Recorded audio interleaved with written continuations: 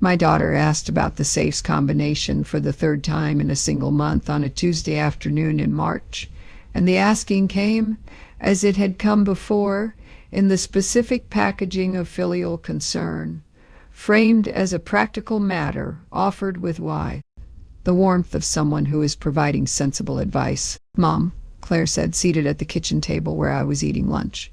A lunch she had not prepared, but a lunch she was present for in the way of a person who is marking in attendance. "The combination to the safe.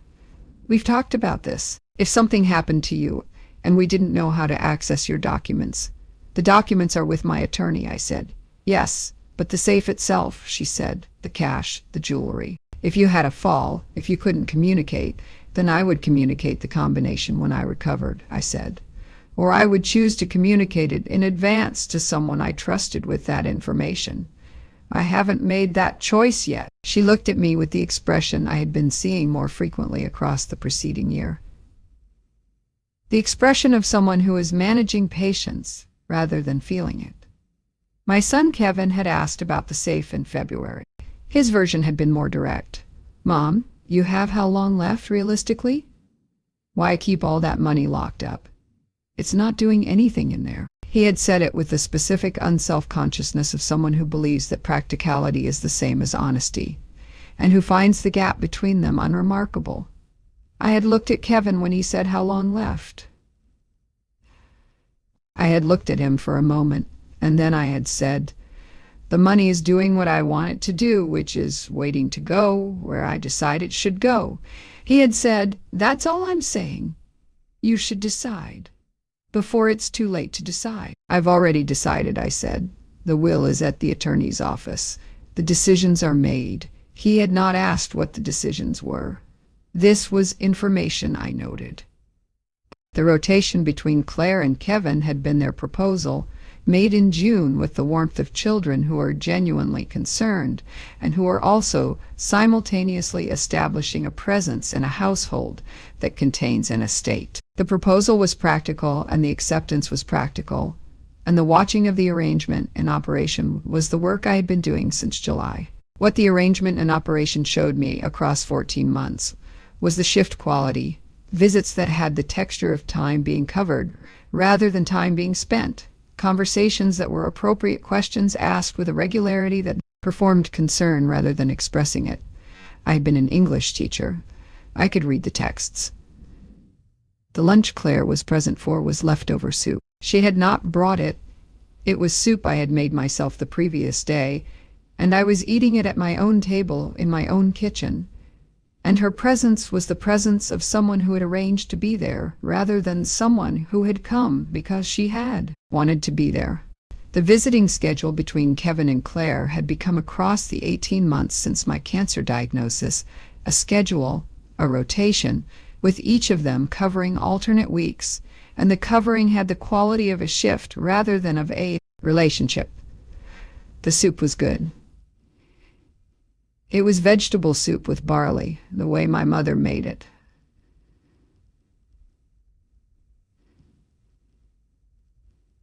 The recipe she had given me in the late 1960s when I first had a kitchen of my own.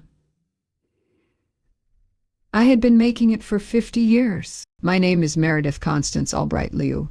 I am 74 years old. I have stage 3 ovarian cancer, diagnosed 14 months ago, which is not an immediate death sentence, but which has reorganized my understanding of the time available to me, and which I have used to make decisions I had been deferring. The most important decision was the will.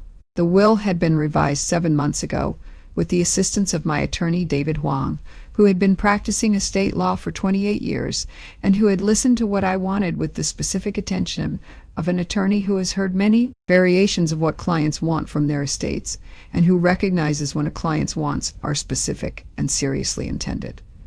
I had told him what I wanted. He had drafted. The will was filed. Claire was asking about the safes combination again. I ate my soup. I want to explain the will structure precisely, because the structure is the center of the story, and because the explanation requires the kind of care that the mechanism itself required. My estate is real, and its components are specific. The house, which I have owned since 1989, is a 3-bedroom house in Portland, Oregon, with a current assessed value of approximately $680,000. The investment accounts, which I have maintained across a career as a high school English teacher and 30 years of careful saving, total approximately $340,000. The contents of the safe include $18,000 in cash and jewelry, appraised at approximately $45,000. The total estate is approximately $1,083,000. The previous will, executed in 2015, divided the estate equally between Claire and Kevin. This is the standard distribution for a parent with 2 children and no specific reason to do otherwise. And in 2015, I had no specific reason to do otherwise. The 2024 revision did not divide the estate equally between Claire and Kevin. The 2024 revision divided the estate into 14 shares. 12 conditional shares available to Claire and Kevin, 6 each, plus 1 unconditional share to Rosa Dominguez and 1 unconditional share to the educational foundation I had established in memory of my husband Thomas. The 12 conditional shares were the mechanism. Each conditional share was available to Claire or Kevin alternately by month across a 12-month period following my death, only upon the satisfaction of a specific condition. The condition: a rating of dedicated or higher from the third-party assessment service that I had engaged, which would review the documented care provided during each month of the 12-month period against a rubric I had specified in the will's schedule. The assessment service was not a fiction. It was a legitimate elder care assessment company based in Portland that I had engaged for real work. They had been conducting monthly assessments of the care provided in my household since I had signed the contract with them in July. The assessments were based on the records of the caregiver, Rosa Dominguez, who had been providing care in my house since May, on the records of the monitoring cameras I had installed in the common areas of the house in June, and on interviews with me. The rubric the assessment service used was their standard elder care evaluation rubric, which I had reviewed and found suitable for the purpose. The 4 categories, dedicated, adequate, minimal, absent, corresponded to a set of observable behaviors. Dedicated care included behaviors such as attending to the care recipient's emotional and social needs, beyond the physical, checking in proactively rather than waiting to be asked, preparing food appropriate to the care recipient's condition, and spending meaningful time rather than the minimum required time. Adequate care met the basic standard without these additional elements. Minimal care fell below the standard in specific ways. Absent care was self-explanatory. The 12 conditional shares were designed so that Claire had the opportunity to earn 6 shares, and Kevin had the opportunity to earn 6, in alternating months across the year. A dedicated rating in any given month earned the corresponding child 1 share. No other rating earned anything. The month's unclaimed share reverted to the foundation if the rating fell below dedicated. The monitoring cameras were disclosed. There was a small sign at the front door that said this property is monitored by security cameras for safety purposes. This was true, and it was the disclosure that made the cameras' recordings legally admissible in a civil proceeding, which was the relevant standard. Claire and Kevin had been informed of the camera's existence. They had received a letter from David Huang's office in July, the same month I signed the assessment service contract, informing them that monitoring was in place at the property for safety purposes. The letter had not mentioned the will's specific conditions. It had informed them that the cameras existed. The assessment service had been reviewing the camera footage since July. They had been producing monthly reports. I had been reading the reports. What the reports showed, across the 8 months between July and the March of Claire's third safe combination question, was a pattern. The pattern was specific and documented and consistent with what I had been observing from inside the pattern.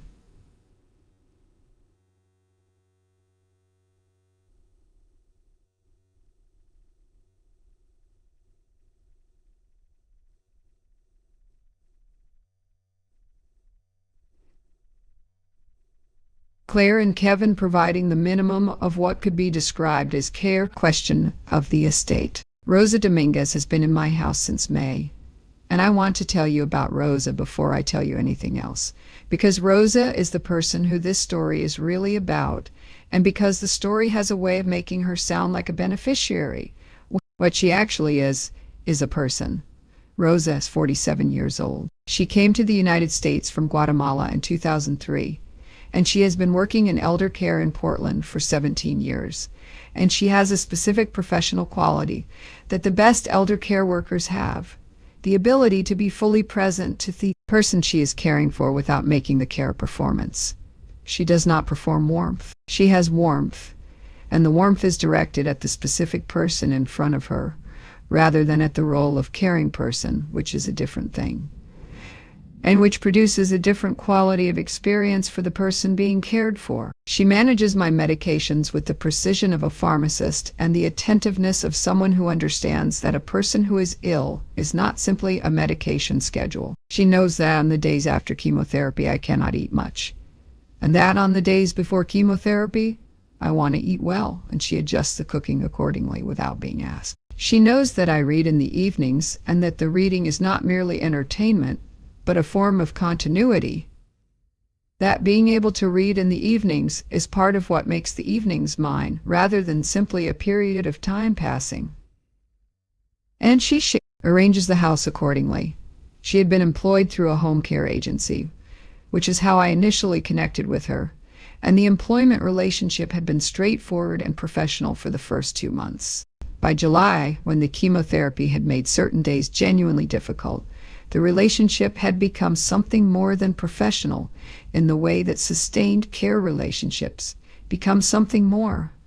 Not friendship exactly, because the power differential of an employment relationship doesn't disappear when warmth develops, but something real in the specific way of relationships between people who are spending a great deal of time together in conditions that matter. She had not asked about the safes combination. She had not, in 11 months of daily presence in my house, asked about the estate, or the will, or the timeline, or the money. She had asked twice whether I was comfortable with the payment arrangement, and whether there was anything she could do that she was not doing. Both times I had said yes and no. Yes, I am comfortable with the arrangement. No, there is nothing additional. And she had nodded and returned to whatever she was doing. I have thought, across the 11 months, about the specific character of Rosa's not asking. It is not incurious. She is a curious person. She asks about many things, including things about my life and my career and my opinion on the books we read together. The not asking about the estate is not the not asking of someone who is unaware that an estate exists. It is the not asking of someone who has made a decision that the estate is not her business, and the decision is not resentful or studied. It is simply not her category. This is rarer than it might sound. Most people who spend significant time in a household and who know that the household has assets are not indifferent to the assets. The indifference is not passivity. Rosa is not a passive person. It is a specific orientation toward her work and toward me that keeps the asset question in a different drawer from the care question, and the separation is clean. I want to be clear about why the will includes Rosa as a beneficiary. The inclusion is not a reward for not asking about the safe. The inclusion is a recognition that the care she has provided, the specific, attentive, genuine care of a person who is present to who I am, rather than to what I am worth, is the care that I would want to recognize with whatever I have to give. I told Rosa about the will's structure in January, not the specific amounts. Those I keep private. But the nature of the provision. I told her that the estate included an unconditional share to her, independent of any assessment, as recognition of what she had done. She had been quiet for a long time. Then she had said, "Mrs. Albright Liu, you don't owe me anything beyond what you've been paying me." I had said, "I know. This isn't about owing. This is about what you are." She had not said anything else about it. She had made dinner. The monitoring reports from August through March make for specific reading. I want to tell you what they contained. because the specifics are what make the pattern legible and because the legibility is what the mechanism required. The assessment service uses a rubric with 4 categories: dedicated, care that goes beyond the minimum and reflects genuine attentiveness to the care recipient's needs and dignity; adequate, care that meets the basic standard of the care plan without significant failures; minimal, care that falls below the standard in specific documented ways; and absent, failure to provide the specified care without documented justification. In the August report, which covered the 2 weeks that Claire was on rotation and the 2 weeks that Kevin was on rotation, the assessors noted the following for Claire: 3 instances of arriving for the visit,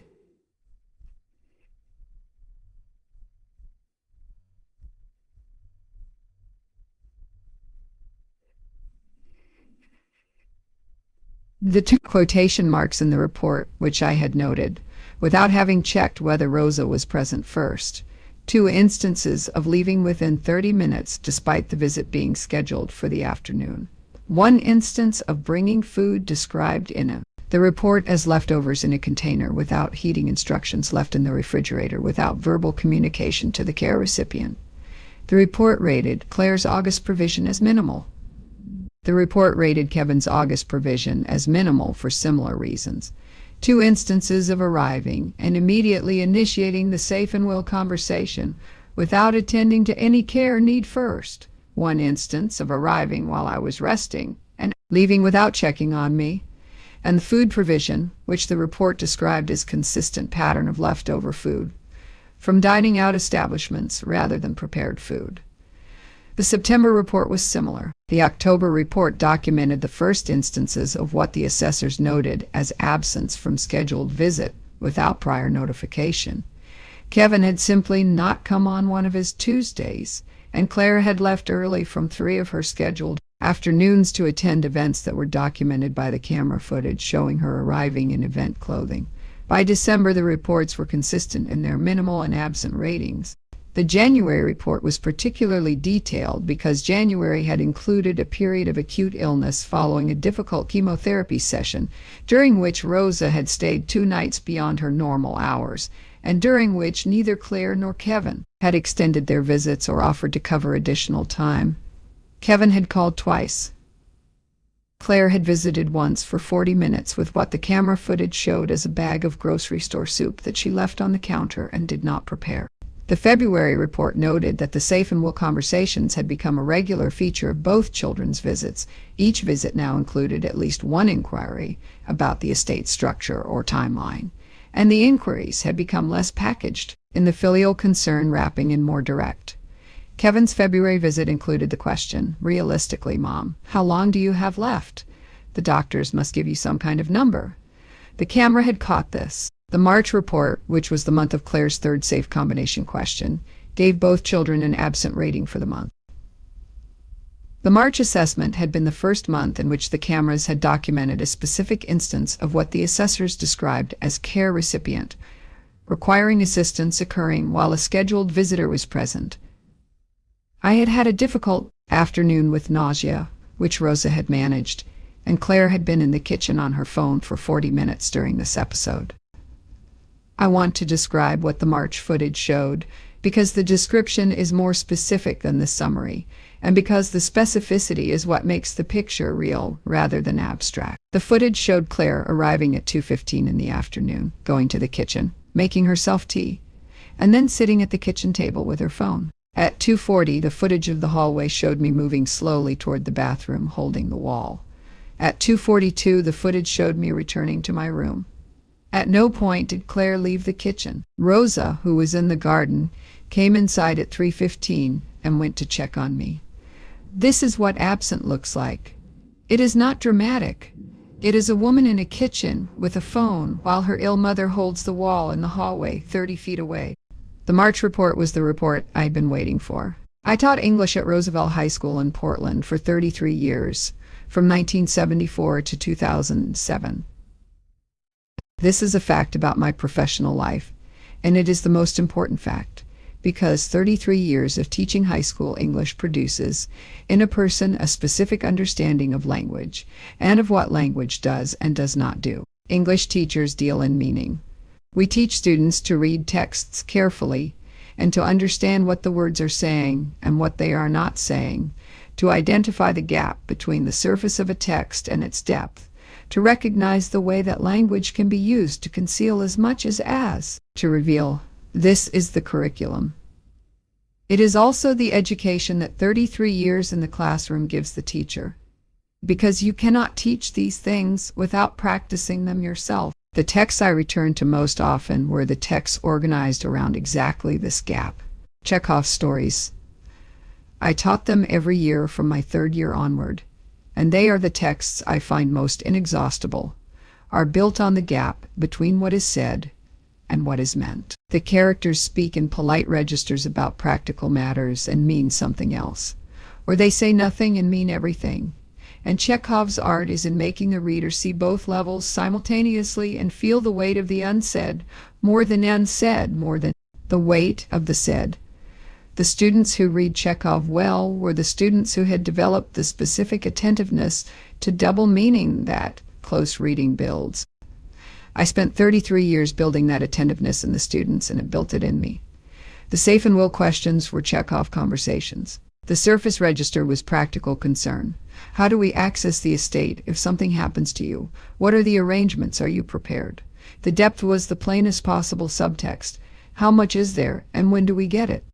I had been reading my children's language for years. I had been reading the specific texts of their presence and their absence, the way they packaged what they meant to sound like, what they didn't mean, the way the safe and will conversations were written in the register of practical concern, while the subtext was the plainest subtext available.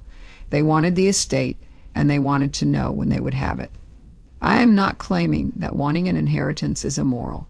It is entirely ordinary and entirely human. What I am observing is something more specific, the way the wanting had organized everything else, so that the care visits had become the framework for the wanting, rather than the care visits being their own thing.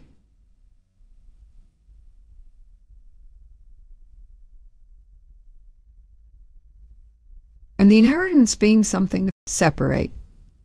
The wanting had absorbed the caring, leaving only the performance of caring, which is a different and poorer thing. Thomas, my husband, who died in 2019 from a cancer that was quicker and less manageable than mine, had seen this dynamic developing before I did. He had said in one of the last years we had together that he worried about what would happen when I was ill without him there to balance the equation. He had said, "The kids are not bad people, Meredith." But I've watched them around the question of what we have, and the watching worries me. He had been more precise about what he was worried about than I would have been, which was one of the specific qualities I had valued in him, the willingness to say the difficult thing exactly. I had said, "I'll manage it." He had said, "I know you will. You always do."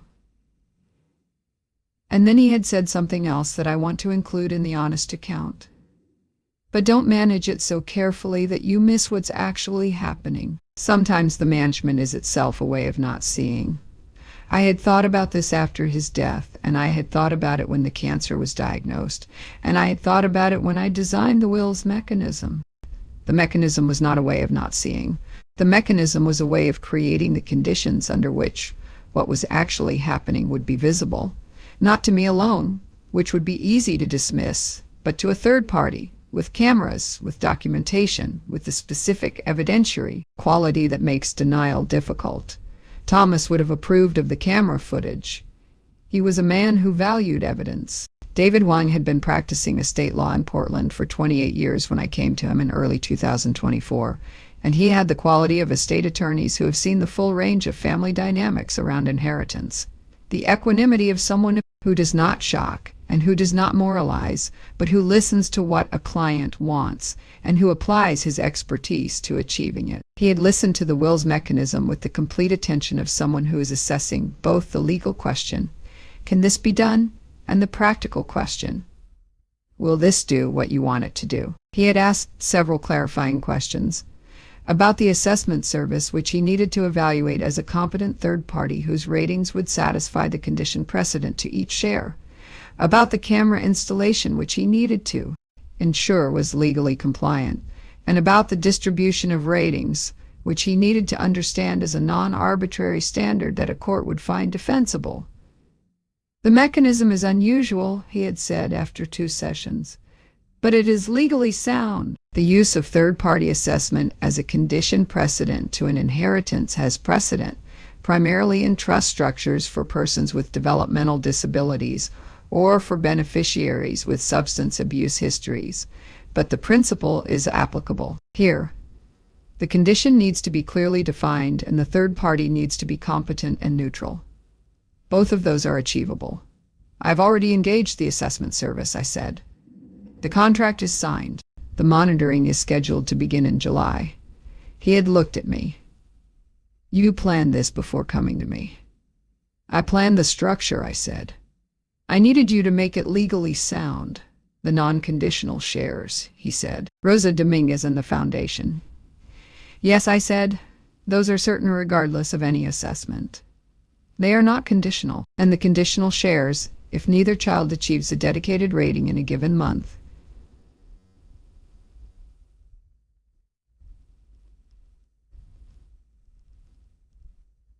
that month's share goes to the foundation, I said. The foundation is the residual beneficiary for any unearned conditional shares. He nodded. He was drafting as we talked, which is the quality of a good attorney who understands that the client's words are the raw material of the document. The will was executed in July. The same month, the monitoring began. David had sent notification letters to both Claire and Kevin informing them that the estate documents had been updated and that a copy was available for review at his office. Both children had called after receiving the letters. Both calls had the same quality. The combination of curiosity about the will's contents and anxiety about what the update might mean. David had told them in both calls that the will's contents would be disclosed at the appropriate time following my death, which is the standard response and which was the response the mechanism required. Disclosing the conditional structure in advance would have changed the performance. Claire and Kevin would have directed their behavior toward achieving the dedicated rating, rather than toward behaving as they would actually behave. The mechanism required the genuine behavior, not the performed behavior, and the genuine behavior required not knowing that the performance was being evaluated. They had known about the cameras. They had not known about the condition. The 12 months of the monitoring year held what they held, and I want to tell you about them honestly because the honest account is not simply a record of Claire and Kevin's failures. It is also a record of the year itself. The year of living with illness and care, and the specific quality of the time that remains when you know time is remaining. I had not designed the will's mechanism as a punishment. I want to be clear about this because the mechanism could be read as punitive and because the reading would miss what it actually was. It was a test, yes, a structured assessment of what my children's behavior actually was, when they had an incentive to visit but not a specific knowledge that the visit was being evaluated for the inheritance. But the purpose of the test was not to produce a punishment. The purpose was to produce an honest picture. The honest picture was what I needed, for reasons that were not only about the estate. I needed to understand, in the time I had, what my relationship with my children actually was. Not the performed version, which Claire and Kevin were capable of producing when the performance was called for. The actual version. What the actual version showed me was painful and also clarifying. The pain was real. These were my children, and watching the monthly reports document the shift mentality of their visits, the safe and will inquiries, the leftover food, the camera footage of Claire on her phone during my difficult afternoon.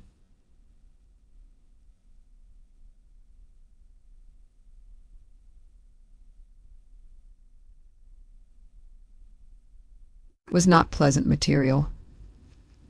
I had made the soup my mother taught me how to make. I had raised these children. The pain of what the camera showed was real. The clarification was also real. I had been telling myself a certain story about Claire and Kevin, the story that they were busy and imperfect, but fundamentally present and caring, that the monitoring reports were slowly revising, The revision was not a comfort, but it was honest, and I asked for the honesty when I designed the mechanism. The evenings with Rosa, in contrast, had the quality of evenings that were what they were, rather than what they were performing. She would read to me on the evenings after chemotherapy when I could not hold a book comfortably. She had learned, without being told, which books I liked and which I would not be able to tolerate while ill. The serious novels required attention that the difficult evenings could not sustain, and she had shifted on her own initiative to short stories and poetry which I could receive in smaller units. She had read me Chekhov in November, which is what the evenings in November called for. The specific combination of precise observation and human sympathy that Chekhov brings to suffering and to the ordinary lives of people who suffer without extraordinary drama. I had taught Chekhov for 33 years, and I had never been as available to him as I was in November. Ill and listening with the specific openness of someone who has let go of the need to teach the text and is only receiving it. The year had those evenings, and it had the reports, and it had the soup I made myself, and the visits that were not quite visits, and the safe and will questions, and Rose's warmth. That was not performance. I'm still alive. I want to say this clearly because the story is organized around the will's mechanism, and the will's mechanism operates after my death, and the story could read as though the death has already occurred. I am writing this in the present tense of a woman who is 74 and who has stage 3 ovarian cancer and who has approximately the prognosis that stage 3 ovarian cancer with my specific features provides. I am in treatment. The treatment is doing what it is doing. The future is genuinely unknown. What I have done is prepare for the future in the specific way of someone who does not wish to leave things undone. I told Claire and Kevin about the will's structure in April, 3 months into the monitoring year's final quarter, and 1 month after the March reports that had prompted this account. I did not tell them in a confrontational way, because confrontation was not the purpose. I told them in the specific direct way a woman who taught English for 33 years and who knows that the clearest communication is the most honest one. I called them separately. I asked them to come for dinner on consecutive evenings. I made the vegetable soup with barley both times. I told Claire first. I told her that the will structure had been revised in July, that the revision included a conditional mechanism based on a year of third-party monitoring, that the monitoring had been in progress since July, and that the monitoring had produced documentation that I had reviewed. I told her that the assessment services reports were available for her to review at David Huang's office. I told her what the report said. She was quiet for a long time. Then she said, "You were monitoring us." The cameras were disclosed, I said. You received a letter in July from David Huang's office informing you that monitoring was in place. But I didn't know it was for the will, she said. No, I said, you didn't. If I had known, then the behavior would have been performed rather than genuine, I said.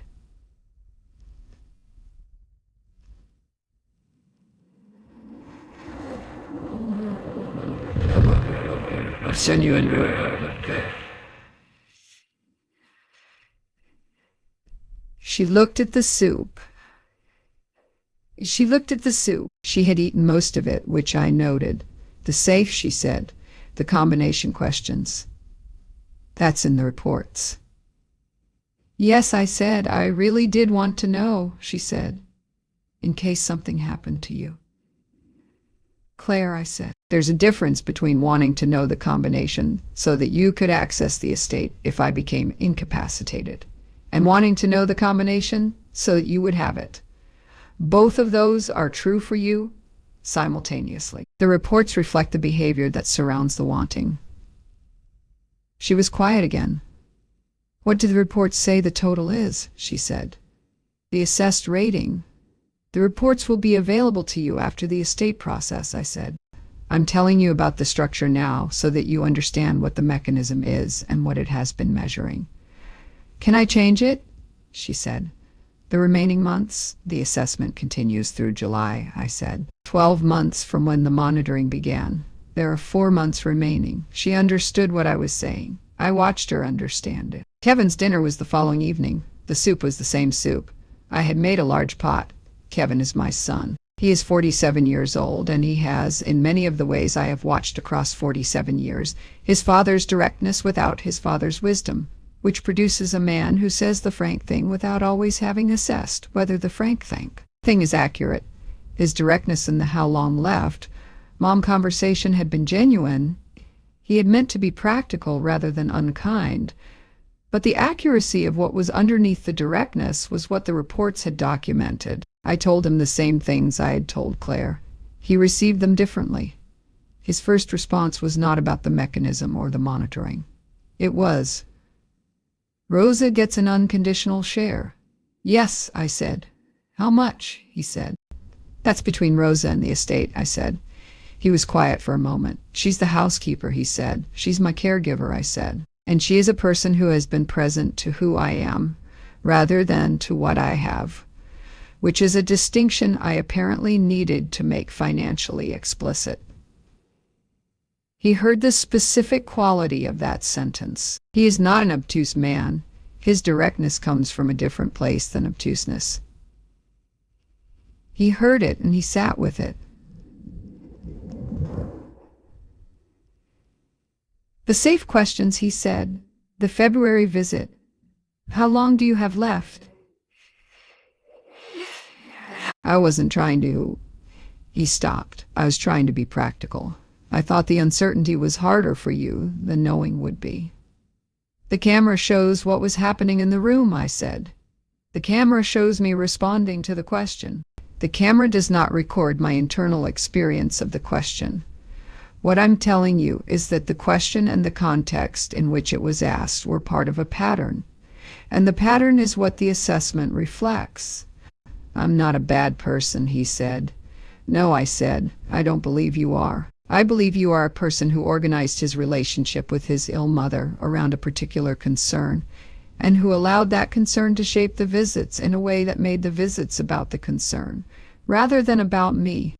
That is not the same as being a bad person. It is being a specific kind of inattentive person." He ate his soup. I ate mine. After a while he said, "Can I change it?" "The last 4 months the assessment is ongoing," I said. "The reports reflect what they reflect. What you do in the remaining months is yours to do." "I'd like to try," he said. "Not for the will. Or not only for the will. I'd like to understand what I've been missing." I looked at him. He was my son, and I had known him for 47 years. "Then come on Thursday," I said. "Rosa will be off Thursday afternoon. I'll need someone to sit with me while I rest. It's not exciting. It's just being there." "Okay," he said. He came on Thursday. He sat in the chair by my bed while I rested, and he did not ask about the safe. And the afternoon was what it was. A middle-aged man and his aging mother in a room with the afternoon light on the wall. I want to tell you about the last 4 months of the monitoring year, because the last 4 months were different from the first 8, and because the difference deserves to be in the record. After the April conversations, both Claire and Kevin changed. The change was not instantaneous. People do not instantaneously revise patterns that have been in place for years, but it was real, and it was visible in the monitoring reports and in the specific texture of the visits. Claire began arriving with food she had prepared rather than leftovers. Not elaborate food. She is not a cook in the way that I am a cook. But real food, thoughtfully chosen. In May, she brought soup. She had looked up the recipe for the vegetable barley soup, which she found in a small cookbook of mine she had borrowed without asking, and she had made it. The soup was not exactly right. She had used more pepper than I would, but it was soup she had made, and the making was the point. Kevin's Thursday visits continued. They had not been calculated for the assessment. By the time he asked about them, the mechanism had already determined that his April-July behavior would be assessed at whatever level it was assessed at. He came because he had said he wanted to understand what he had been missing. He came and he sat, and sometimes we talked, and sometimes we didn't. And the not talking was its own form of presence. The monitoring reports for May and June gave both children an adequate rating, which is the honest rating, not dedicated, which is the rating the mechanism required for a share, but adequate, which is the rating of people who are doing what they should have been doing all along, but who are doing it for the first time. The improvement was real. It was not sufficient to change the assessment for the preceding 8 months, because the assessment was cumulative, but it was real. I talked to David Huang in June about the mechanism's final structure. I told him what the May and June reports showed. He said, "The mechanism will produce what it produces. The cumulative assessment is what it is." "I know," I said. "I'm not asking to change it. I'm telling you because I want you to know that the last 4 months were different. Do you want to make any amendments?" He said. I thought about this for a long time. I thought about Kevin on Thursdays and about Claire's imprecise soup and about the question of whether a mechanism that cannot accommodate change is a good mechanism. "The unconditional shares to Rosa and the foundation remain as written," I said. "But I would like to add a provision. Each child receives a one-time additional share of 5% of the estate, designated as late dedication, acknowledging the effort made in the final 4 months. The late dedication shares are not conditional on the assessment. They are recognition." David drafted the amendment. The amendment was executed in July. The amendment was mine to make, and I made it because the story I wanted to tell with the estate was not the story of children who were wrong forever, but the story of children who were wrong, and who changed, and who deserve to have the changing acknowledged even when it is not sufficient to compensate for the wrong. The year produced the picture I had asked for.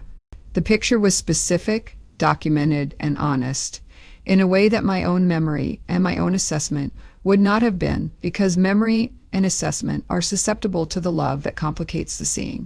The picture showed 8 months of minimal and absent ratings and 4 months of adequate ratings.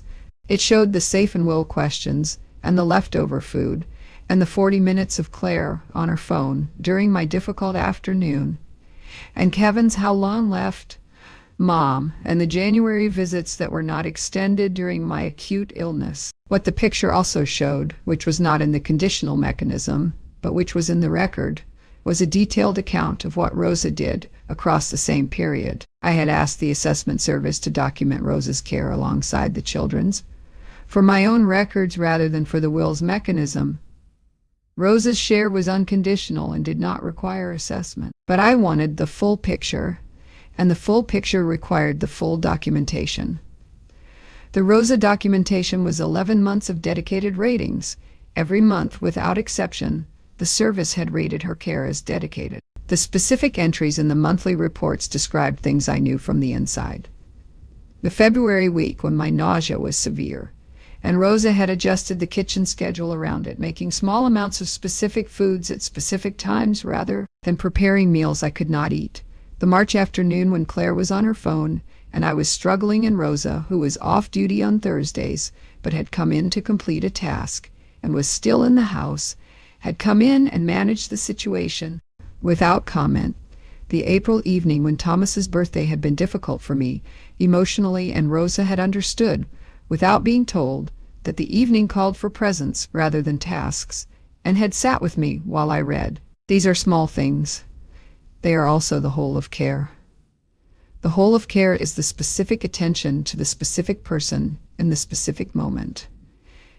And the documentation of it, month by month, is the documentation of a person who understood that. I had also showed, and this is also what the picture showed, an aging woman who made vegetable soup with barley on the day she felt able to, and who read in the evenings, and who taught herself in the year that the future she had been deferring was worth having.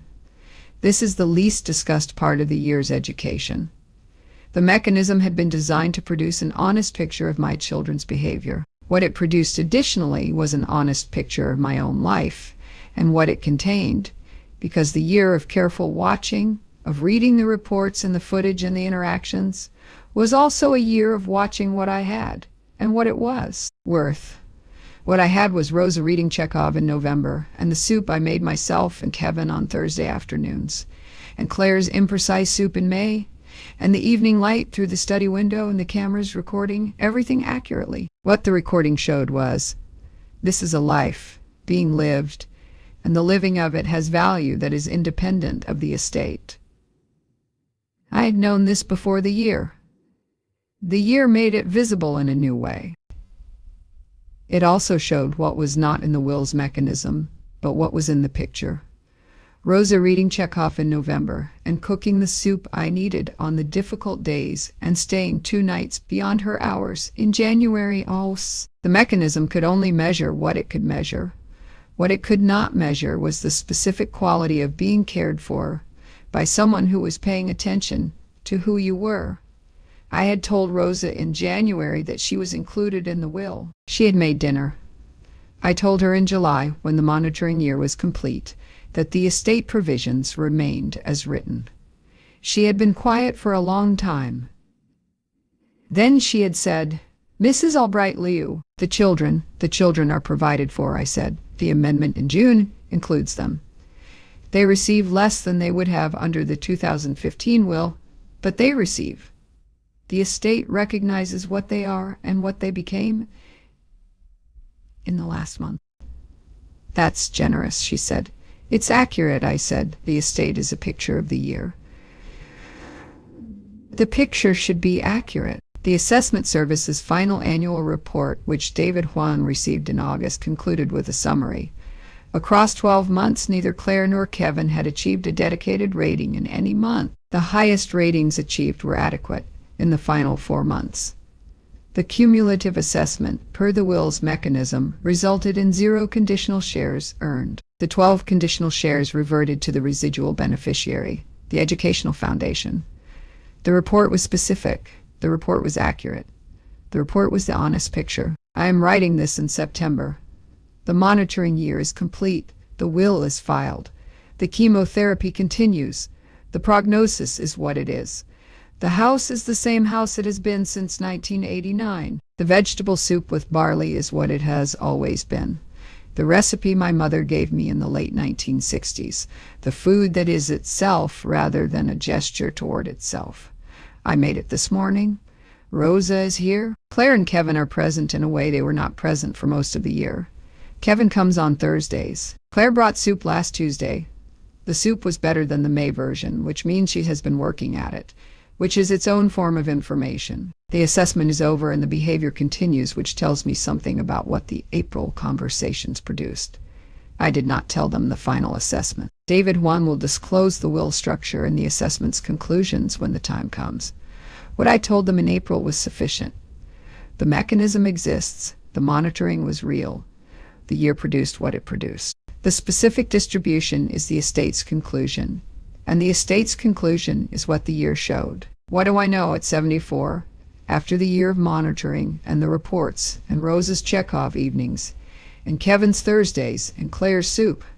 I know that care is not the performance of care. I know this the way an English teacher knows it, from 33 years of watching students engage and disengage with texts, of watching the surface of engagement and the depth beneath it, of learning to distinguish between the student who has read the poem and the student who has read about the poem. Performance is legible.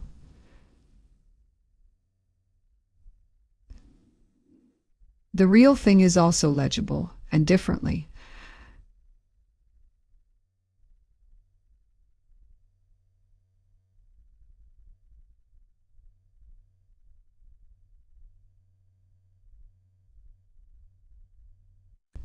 The monitoring year showed it to me in a form that was documented and time-stamped and specific. I know that money is a language, and that what you do with money is a sentence in that language. The estate, the specific distribution I have designed, is a sentence about the year.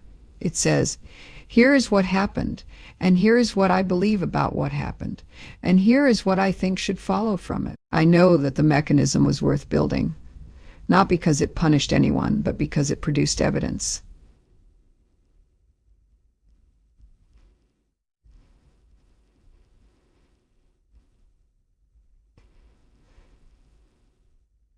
The evidence is the honest picture.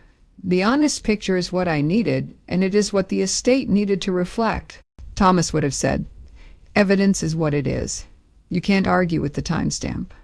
I know that the amendment mattered. The late dedication shares that I added in June, the 5% to each child recognizing the last 4 months, are not a reversal of the mechanism's findings.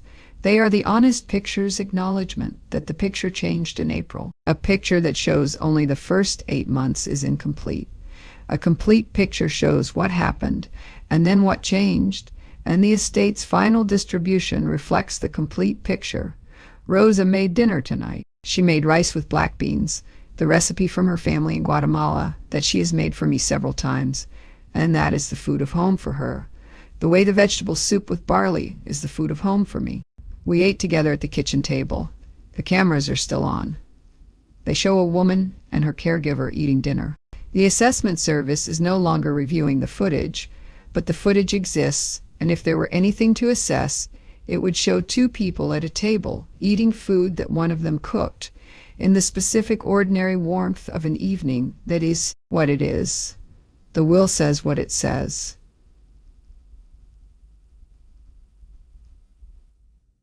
The year showed what it showed. Mom's money is for people with hearts.